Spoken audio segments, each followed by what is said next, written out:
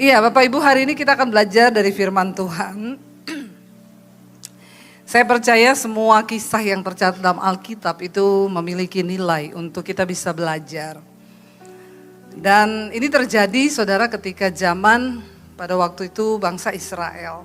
Ya, mereka seperti biasa hidup di dalam dosa, memberontak, ya, dan Tuhan angkat nabi-nabi untuk berbicara kepada mereka. Dan hari ini saya ambil dari kitab Amos, saudara, ya, pada zaman Amos, pada waktu itu ya Israel dalam keadaan yang cukup makmur, tapi terjadi banyak penyimpangan di masyarakat, di politik, termasuk juga di rumah Tuhan. Sehingga mereka itu beribadah, tapi ibadahnya itu ibadah yang jahat. Jadi ternyata ibadah itu bukan hanya baik, saudara, ada juga ibadah yang jahat. Ada ibadah yang jahat. Nah, hari ini kita akan belajar. Jadi Amos ini dipilih Tuhan, dia bukan dari seorang keturunan nabi atau belajar, ya. Tetapi dia ini orang biasa. Amos itu seorang peternak, ya, dan Alkitab berkata dia dari Tekoa. Dia dipanggil Tuhan untuk berbicara tentang Israel pada zaman Raja Uzia, ya, di Yehuda. Dan Tuhan memakai Amos untuk menyampaikan peringatan tentang banyak pemusnahan, murka Tuhan yang akan turun bagi bangsa-bangsa pada waktu itu. Termasuk juga bagi Israel, saudara. Dan akhirnya Amos berdiri dan menyampaikan firman Tuhan, ya, apa yang Tuhan suruh untuk dia sampaikan. Tapi hari ini saya pengen kita baca mulai Amos pasal yang keempat. Ayat yang keempat, kalau kita lihat judul perikopnya di sana, ibadah orang Israel adalah ibadah jahat. Ya, ibadah yang jahat. Loh, kan ibadah itu baik, Bu. Ternyata tidak semua ibadah itu baik. Ada ibadah yang jahat. Tuhan di sana berkata lewat Amos, dikatakan begini, datanglah ke Betel dan lakukanlah perbuatan jahat. Ke Gilgal dan perhebatlah perbuatan jahat. Bawalah korban sembelihanmu pada waktu pagi dan persembahan persepuluhanmu pada hari yang ketiga. Bakarlah korban syukur dari roti yang beragi dan maklumkanlah persembahan sukarela. Siarkanlah itu, sebab bukankah yang demikian kamu sukai, hai orang Israel? Demikianlah firman Tuhan. Loh, Tuhan berfirman lewat Amos, saudara. Pergilah ke Betel, lakukanlah perbuatan jahat. Pergilah ke Gilgal, perhebatlah perbuatan jahat. Apa itu Betel? Apa itu Gilgal? Betel itu artinya adalah rumah Allah, rumah Tuhan. Ya, di sana tempat bangsa Israel beribadah, mempersembahkan korban. Ya, setiap hari kayak kita ke gereja, ya, untuk mencari Tuhan, mencari Allah. Ya, tapi Tuhan berkata kepada mereka, pergilah ke Betel, lakukanlah perbuatan jahat. Pergilah ke Gilgal, perhebatlah perbuatan jahat. Gilgal adalah satu tempat ketika bangsa Israel keluar dari tanah perbudakan di Mesir, mereka menyeberang sungai Yordan, lalu mereka tiba di Gilgal, di situ disunat semua yang belum disunat dan dikuduskan Tuhan bangsa itu. Dan itu adalah tempat mereka berjumpa dengan Tuhan, itu adalah tempat mereka beribadah kepada Tuhan, dan tempat-tempat itu menjadi tempat mereka datang untuk mempersembahkan korban. Tapi Tuhan bilang, ternyata mereka datang ke sana hanya untuk mempersembahkan ibadah yang jahat, saudara. Nah, apa itu ibadah yang jahat? Ibadah yang jahat adalah ibadah yang tidak disertai pertobatan. Setiap tahun mereka rindu ke sana mempersembahkan korban. Dan bangsa ini sudah hidup berdosa, mulai dari rajanya, pemerintahnya, ya, masyarakatnya, bahkan di dalam bait Allah sendiri, di tempat mereka datang menyembah kepada Tuhan, di sana sudah terjadi perdagangan, ya, korban yang dijual dengan harga yang sangat tinggi sehingga orang miskin tidak bisa datang untuk mempersembahkan korban. Semua hanya tentang rutinitas dan tentang mereka mencari kepuasan, saudara. Karena mereka berpikir kalau mereka datang mempersembahkan korban, dosanya diampuni, lalu dia bisa bikin dosa lagi. Lalu akan dia datang lagi mempersembahkan korban lalu untuk diampuni lagi. Dia Tuhan. Kita nggak bisa membohongi dan mendustai Tuhan dengan cara-cara hidup kita. Ya, dan Tuhan mengirim Amos untuk berbicara. Pada waktu itu mereka itu keadaannya baik, bangsanya makmur. Lalu Tuhan menegur mereka, ayat yang ke-6 berkata begini. Kalau saudara lihat judul perikopnya, orang Israel tidak mau berbalik, tidak mau bertobat kepada Tuhan. Ayat 6 berkata, sekalipun aku ini telah memberi kepadamu gigi yang tidak disentuh makanan di segala kotamu dan kekurangan roti di segala tempat kediamanmu, namun kamu tidak berbalik kepadaku. Bayangkan orang dikasih gigi tapi nggak pernah sentuh makanan karena nggak ada yang mau dimakan.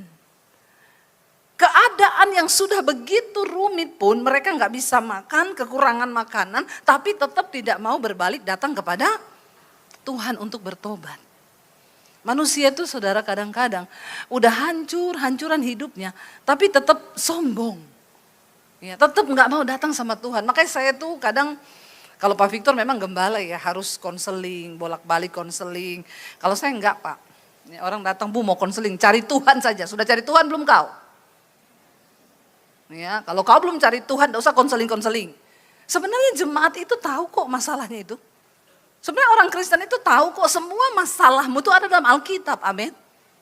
Cuma persoalannya cari Tuhan atau belum, nah itu.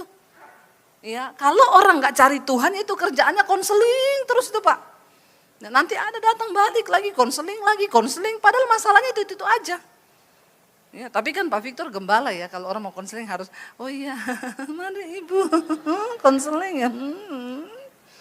Ya, gembala harus ramah, soalnya kalau tidak dihakimi lagi sama orang Kristen, itu gembala kok kayak gitu toh. Pret. Ya. Kalau saya enggak Pak, orang mau konseling, sudah cari Tuhan belum kau? Sudah baca Alkitab belum kau? Kalau belum baca Alkitab, belum cari Tuhan dulu aja, enggak usah kau konseling.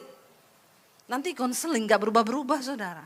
Datang lagi, balik lagi, masalahnya sama. Ya ada bapak-bapak, saya pelayanan, Bu boleh minta waktu enggak mau konseling? Pak hari ini saya khotbah 5 kali. Bapak jemaat di sini, iya. Bapak konseling aja sama Pak Gembalanya. Sudah Bu. Lah sudah kenapa sama saya lagi? Tolonglah Bu kasih waktu ya. Begitu selesai, iya nanti saya lihat kalau ada waktu nanti saya panggil Bapak ya. Saya tanya sama Pak Gembalanya, Pak itu tadi ada Bapak kejar saya mau konseling. Itu Bu sudah ribuan kali konseling Bu. Sama setiap pendeta datang ke sini juga dia konseling. Tunggu Pak, kasih bocoran dong masalahnya apa sih? Ditinggalin istri sama anaknya pergi keluar kota. Kenapa? Bapaknya itu pelit. Gak mau ngasih duit sama anak sama istrinya. Ya, jadi ditinggal lah. Oh ya oke Pak, terima kasih. Begitu ada waktu saya bilang, Pak ayo mau konseling. Saya sudah tahu kan bocorannya. Iya kenapa mau konseling Pak? Jadi gini Bu, istri saya pergi, anak saya pergi tinggalin saya. Lah Bapak salahnya apa? Enggak tahu. Ini orang bodoh saudara. Ya. Masalahnya dia kagak tahu. Atau tahu tapi pura-pura tidak. Ya, jadi Bapak nggak tahu. Pak enggak mungkin ya istri pergi, anak pergi kalau Bapak tuh enggak ada salah tuh enggak mungkin. Ya, berarti istrimu gila, anakmu gila. Kalau istri aja yang gila mungkin, tapi kalau anak juga ikutan gila nggak mungkin Pak. Bapak salahnya apa? Ya enggak tahu. Bapak kasih gaji sama istri selama ini untuk kehidupan cukup. Diam dia. Bapak kasih duit gak sama istri? Diam dia. Jadi Bapak gak pernah kasih duit sama istri, terus istri mau hidup dari mana Pak? Terus sekarang Bapak mau minta apa didoakan? Lah bagaimana supaya istri saya kembali? Telepon istrimu atau WA, minta nomor rekening transfer 20 juta. Pasti istrimu balik. Ya, oh gitu ya Bu, enggak usah konseling lagi ya Pak. Udah terakhir ini ya, tobat kau tobat ya. Pelit kok, minta istri balik ya. Mana ada istri mau balik kalau suami pelit, bukan gak ada duit. Dia ada duit saudara, tapi kikir. Kenapa nih saya belok ke suami-suami pelit ya di sini? Ya. Orang di Jawa Tengah itu biasanya ya selingkuh enggak, kepahitan enggak, tapi pelit iya.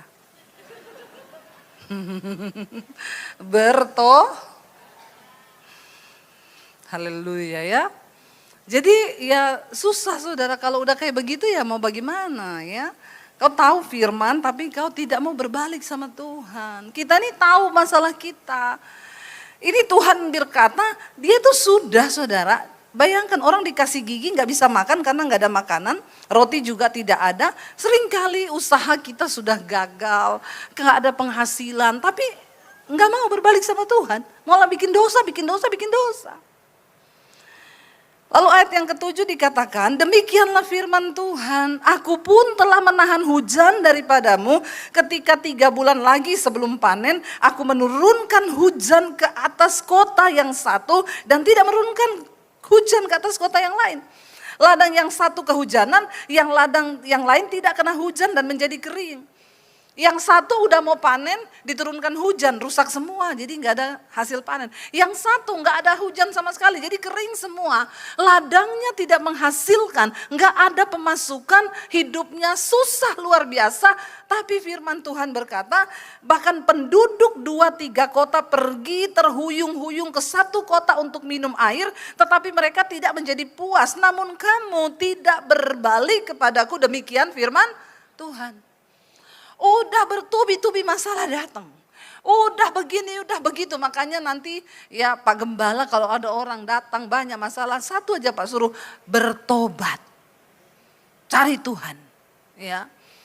Saya sekarang begitu saudara. Orang Bu mau konseling. Bertobat, cari Tuhan. Itu toh pasti. Ya, kenapa hidupmu banyak masalah? Karena kau enggak mau bertobat. Ya, tidak mau berbalik datang kepada Tuhan. Bayangkan keadaannya cari air aja terhuyung-huyung dari satu kota ke kota yang lain. Tapi tetap tidak mau berbalik dan bertobat datang sama Tuhan. Ayat 9, aku telah memukul kamu dengan hama dan penyakit gandum. Telah melayukan tanaman-tanamanmu dan kebun-kebun anggurmu, pohon-pohon ara dan pohon-pohon zaitunmu dimakan habis oleh belalang. Namun kamu tidak berbalik kepadaku, demikianlah firman Tuhan. Zaman dulu ini bicara tentang pekerjaan bisnis. Zaman dulu belum ada pabrik. Mungkin kalau sudah ada pabrik Tuhan akan berkata, sudah aku bangkrutkan pabrikmu, sudah aku tutup usahamu, tokomu sudah sepi, tapi kau tidak mau berbalik cari aku. Amin. Karena dulu itu orang kerjanya memang cuma gandum, ya ternak dan lain sebagainya.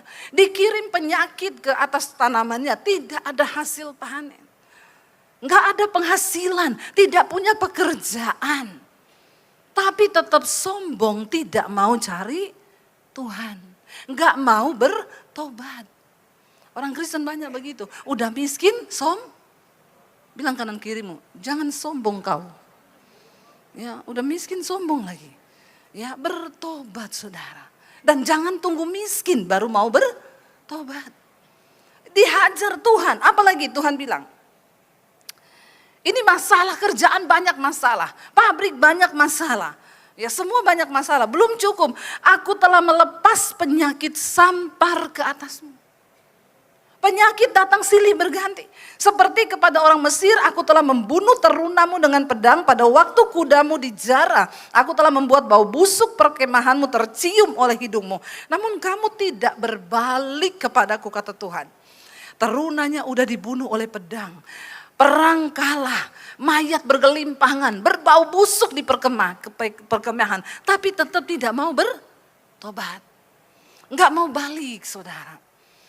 Ya kita ini saudara kalau hidup kita terlalu banyak masalah. Coba cek apakah kita ini sudah sungguh-sungguh berbalik dan mencari Tuhan. Ya semua orang pasti ada masalah saudara. Ya kita semua juga menghadapi persoalan. Kita semua sama ketika menghadapi persoalan karena kita semua dicipta dari tanah. Tapi kalau hidupmu terlalu banyak masalah mungkin kau dicipta dari tanah sengketa. Makanya hidupnya sengketa terus ya.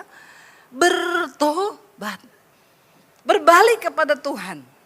Dikasih penyakit tetap juga gak bertobat. Ya, saudara ayo mari kita introspeksi diri. Jangan sampai ibadah kita menjadi ibadah yang jahat di mata Tuhan. Tuhan bilang, aku telah menjungkir balikan kota-kota di antara kamu seperti Allah menjungkir balikan Sodom dan Gomora. Sehingga kamu menjadi seperti puntung yang ditarik dari kebakaran. Namun kamu tidak berbalik kepadaku. Demikianlah firman Tuhan. Hari-hari ini saudara, Kita melihat bangsa-bangsa sekarang, ya banyak perang di mana-mana. India lagi berperang. Negara miskin aja perang loh saudara. Coba bayangkan bagaimana nasib rakyatnya. Kita bersyukur hari ini kita masih ada di dalam keamanan, ketentraman di bangsa kita. Tapi kita perlu berdoa buat bangsa ini, buat para pejabat-pejabat yang jahat, yang korupsi. Ya, kita perlu berdoa sungguh-sungguh buat bangsa kita, saudara. Kejahatan demi kejahatan, ya. Lihat hari-hari ini, setan sudah tidak muncul dalam hal-hal yang menakutkan. Ya, sosial media, handphone itu jadi sarana setan sekarang. Perhatikan anak-anakmu, saudara. Saya baca berita kemarin, anak 9 tahun bakar 15 rumah karena terinspirasi dari game. Ya, beberapa rumah kebakaran. Terakhir dia ketangkep karena dia mau mencoba bakar satu rumah lagi, lalu aksinya ketangkap. Begitu ditanya ternyata sudah 15 rumah dia bakar. Terinspirasi dari game online. Otak anak-anak kita dirusak oleh setan. Dunia ini terus berubah saudara. Dunia akan menjadi semakin sulit dengan banyak prinsip-prinsip yang salah. Dunia mulai menggiring nih. Nilai firman Tuhan mulai tergeser. Kalau kita nggak kuat dalam iman, kita juga mudah terseret. Ya, sekarang banyak doktrin-doktrin yang muncul sepertinya itu benar ya. Yang lagi viral di sosial media, selain donatur dilarang mengatur. Ya enggak, perempuan-perempuan suruh cari laki-laki yang bisa jadi donatur. Kami cari yang jadi provider. Yang bisa membiayai. Akhirnya hidupnya ditentukan oleh prinsip yang salah.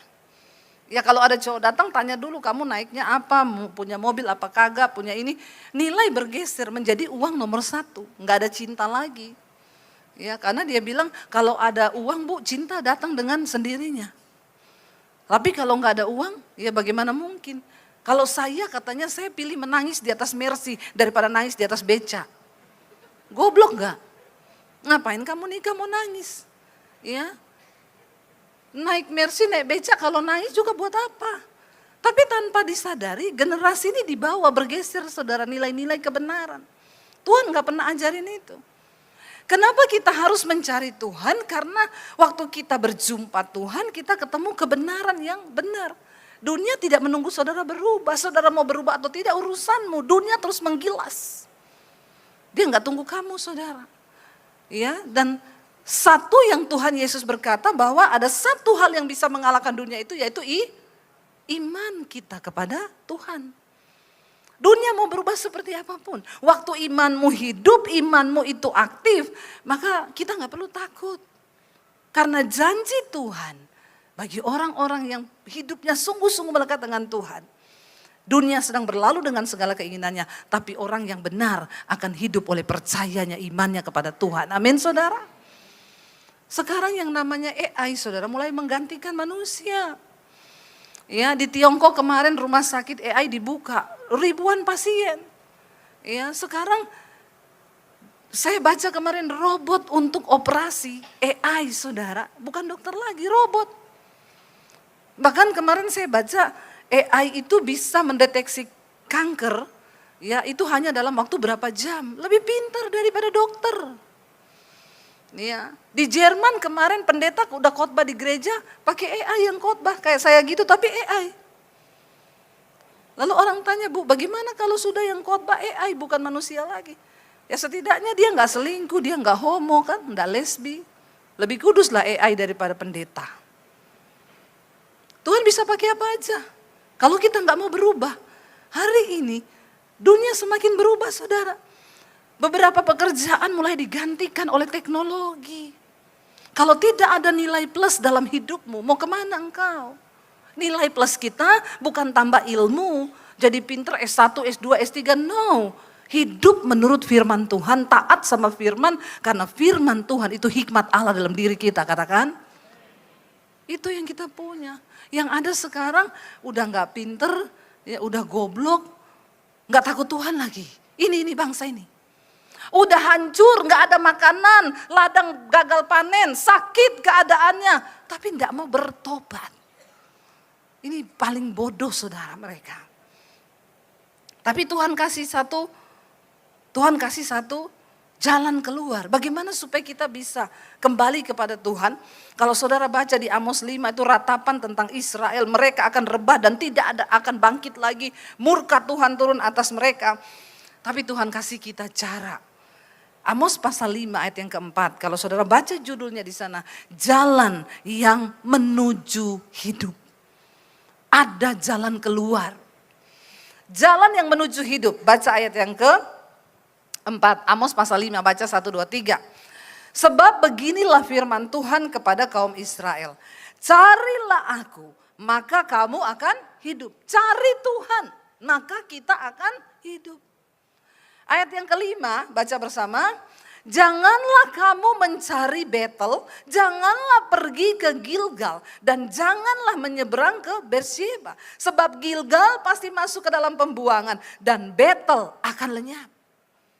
Artinya apa saudara? Bukankah Betel itu adalah rumah Tuhan, tempat bangsa Israel datang beribadah dan mempersembahkan korban? Bukankah itu adalah tempat mereka berjumpa dengan Tuhan? Bukankah Gilgal adalah satu tempat di mana Tuhan menguduskan orang Israel?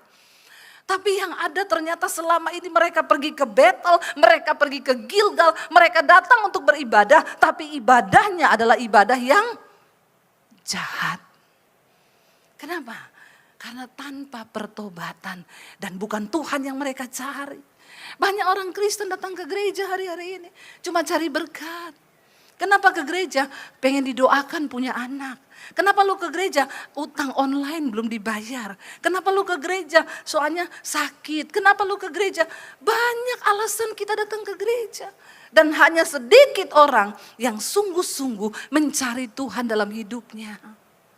Makanya Tuhan bilang, carilah Tuhan, maka kamu akan hidup. Jangan kamu mencari Betel, jangan mencari Gilgal, tapi cari Tuhan. Amin saudara. Mari kita bertumbuh menjadi jemaat yang dewasa.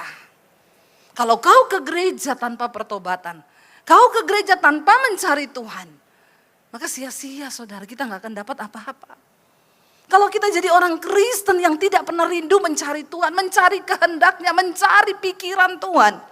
Kita cuma sibuk cari sesuatu, ujung-ujungnya untuk memuaskan lagi kedagingan kita. Dan kita membiarkan Tuhan itu sedih saudara.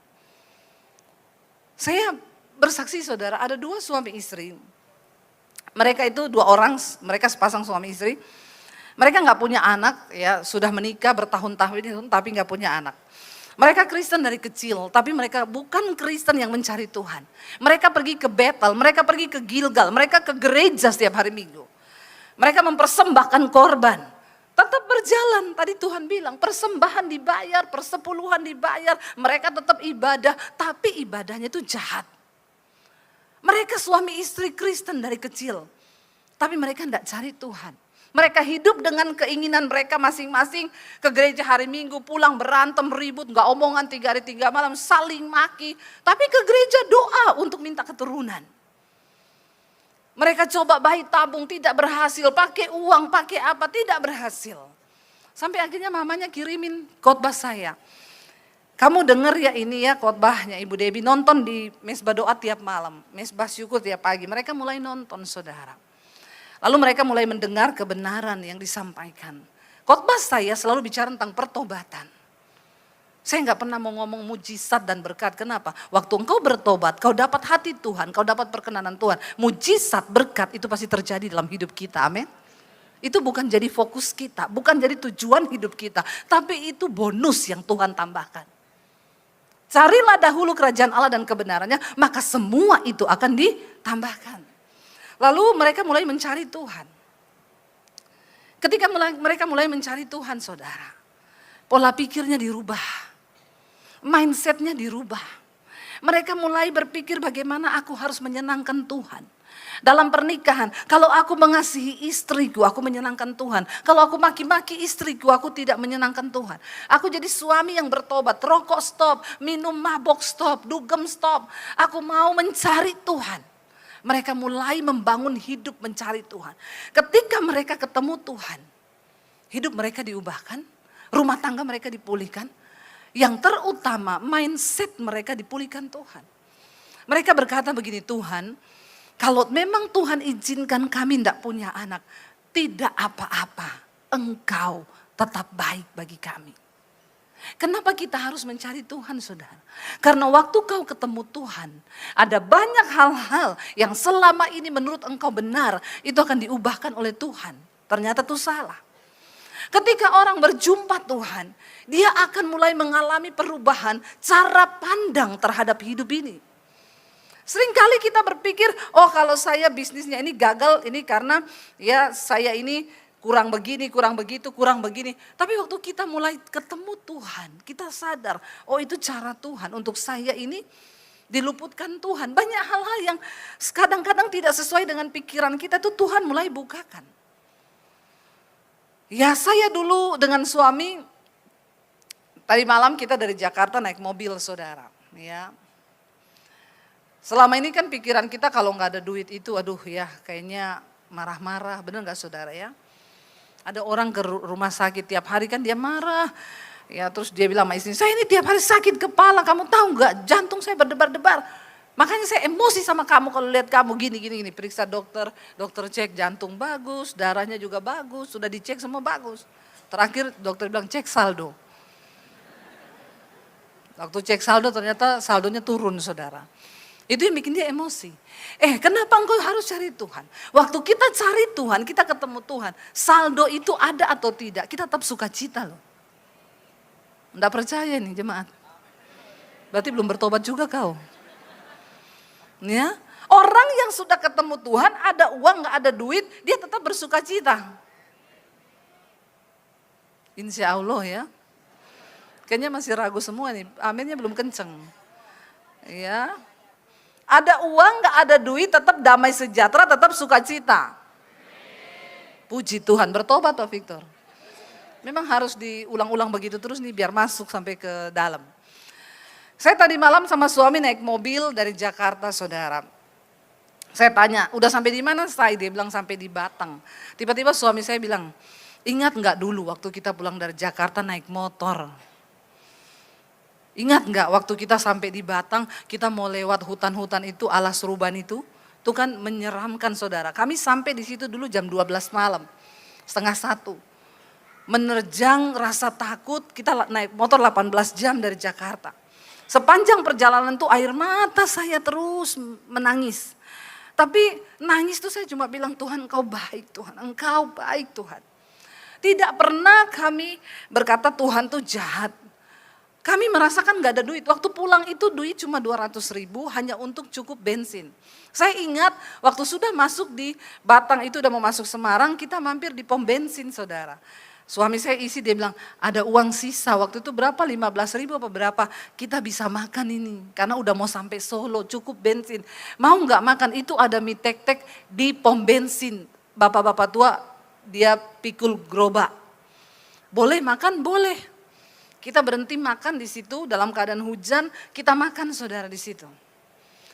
Tapi di mobil tadi malam kita ngobrol, suami saya bilang, tapi kita dulu happy ya walaupun tidak ada duit.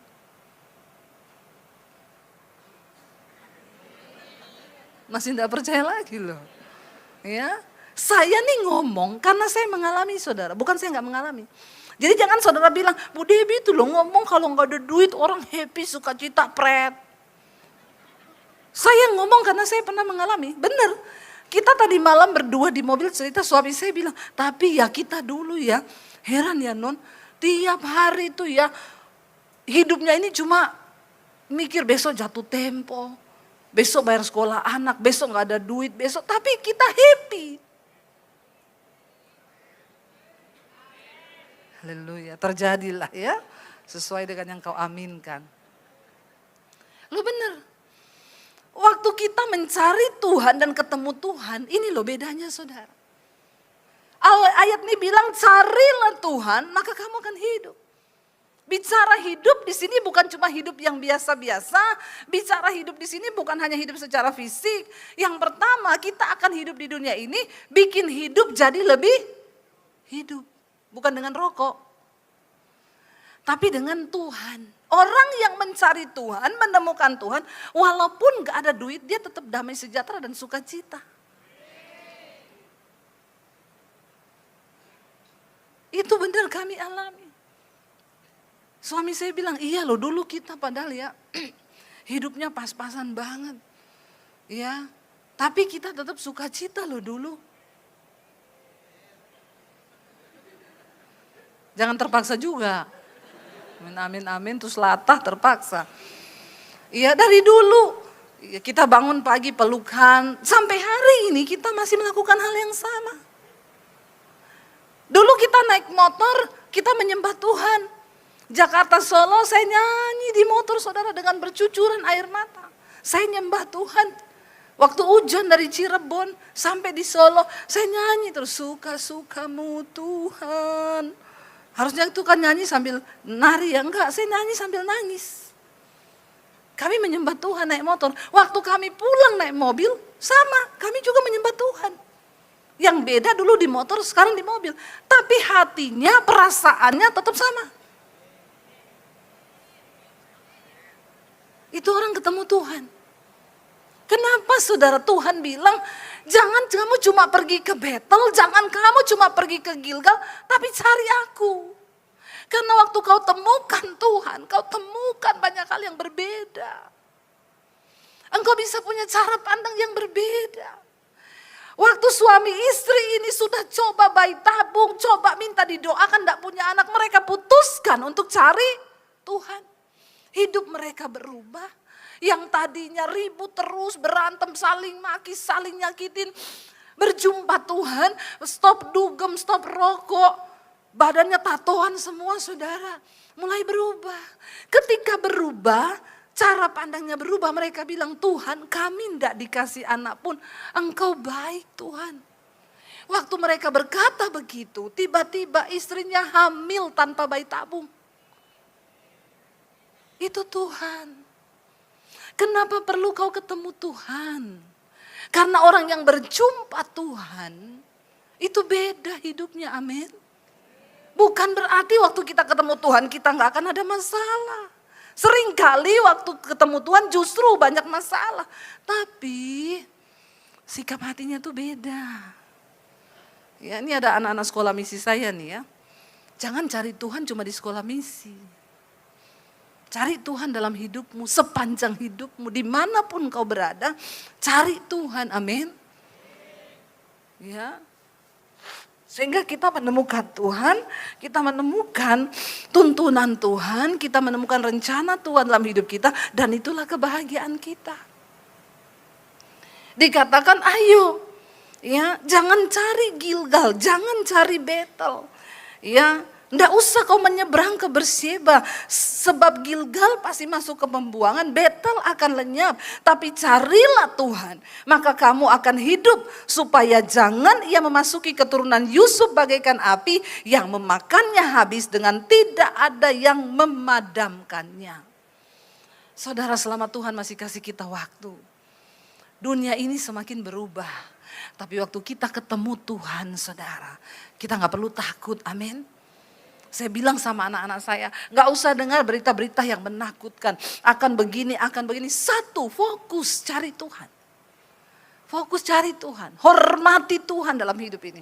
Hidup melakukan firman, bukan cuma hanya sekedar minggu ke gereja, ibadah, bayar perpuluhan, bayar persembahan. Kalau semua itu tanpa disertai dengan pertobatan, menyenangkan hati Tuhan, maka itu akan menjadi ibadah yang jahat di mata Tuhan. Bertobat. Yang selingkuh bertobat, ya, yang bersinah bertobat, yang ngerokok, yang kepahitan. Buat apa kau ke gereja kalau kau kepahitan sama iparmu, sama saudaramu, sama orang tuamu? Ya, buat apa saudara? Ayo kita fokus hidup menyenangkan Tuhan, hidup mengikuti apa yang Tuhan mau. Karena hidup ini bukan soal mencapai semua yang kita mau, tapi kita harus melakukan apa yang Tuhan mau. Cari Tuhan, maka kamu akan hidup. Dan ketika engkau menemukan Tuhan, engkau akan merasakan hidup yang lebih hidup. Bukan soal ada masalah atau tidak. Orang yang berjumpa Tuhan, dia memiliki cara pandang yang berbeda. Ada uang atau tidak ada uang, engkau akan bilang Tuhan itu baik. Mari bangkit berdiri bersama saudara.